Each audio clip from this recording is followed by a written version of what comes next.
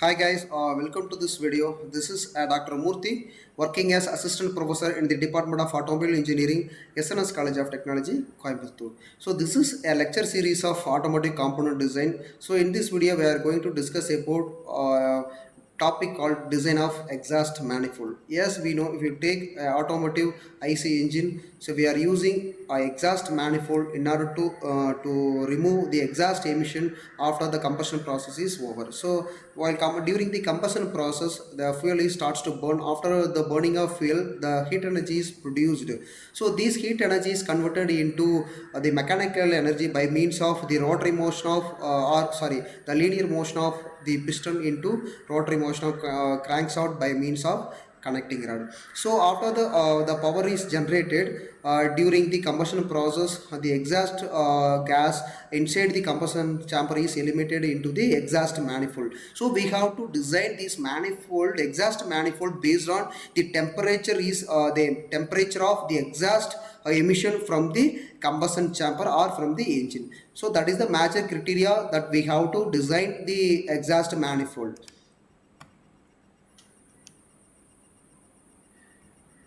Right. So first, what is the purpose of exhaust manifold? So this exhaust manifold is the major component or main component to transfer or to emit the exhaust emission from the combustion engine into the atmosphere, and the exhaust emission manifold is attached to the exit valve of the IC engine. So we have different types of manifold or exhaust manifold is used based on the log style tubular, or that is based on its shape, and the based on length we have equal length manifold, each offering a specific performance benefits.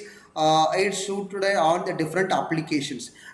Next one is what are the different key parameter we should consider based on the durability of the exhaust manifold. It starts from material selection. As we discussed earlier, this sorry, the exhaust manifold is we have to design design the based on the temperature of exhaust emissions emitted from the after the combustion chamber. So we have to use the material. This material has to withstand the temperature and the pressure of the exhaust emissions. That thermal management. It is the next one is the flow dynamics. So these are the some key factors we should consider while designing the exhaust manifold for the longer durability.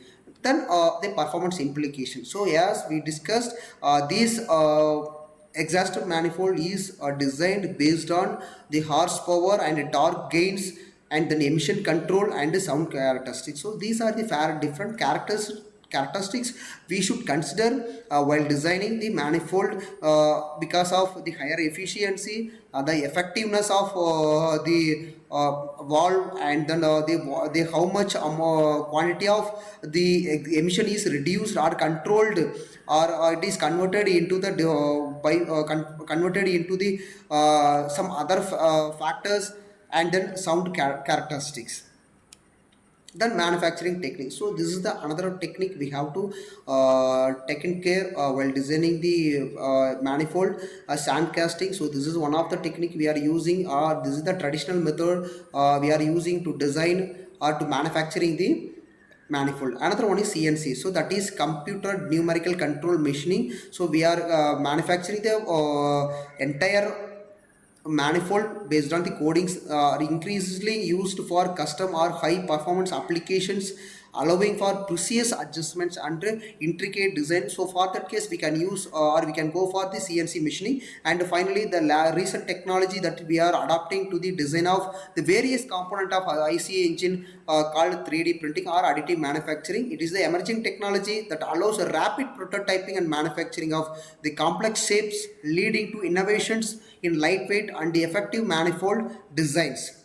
So next, testing and validation. So once the designing process is over, or the material selection is over, or the manufacturing process is over, so we have to design or we have to test the manufacture product, and after we should have the validation. So flow bench testing. So this is the testing techniques we are employed for this case, so that we can test whether this manifold can withstand the higher temperature or pressure, and thermal imaging and durability testing. So these are the some testing methods we are adapting into the design of exhaust manifold. So once this manifold exhaust manifold is able to withstand this design, so we can use those particular testing methods and manufacturing technology.